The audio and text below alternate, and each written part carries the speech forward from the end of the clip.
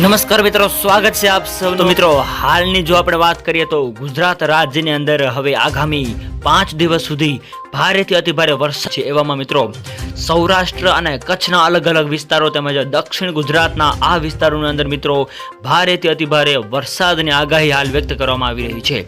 તો મિત્રો વિડીયો ગમે તો વિડીયોને લાઇક કરો, શેર કરો, કોમેન્ટ કરો અને મિત્રો જે પણ મિત્રો આપણી ચેનલની અંદર નવા છે, સબસ્ક્રાઇબ નથી કરી તો મિત્રો સબસ્ક્રાઇબ જરૂર કરી લેજો અને મિત્રો આવો જ સાથ અને સહકાર પણ આપતા રહેજો।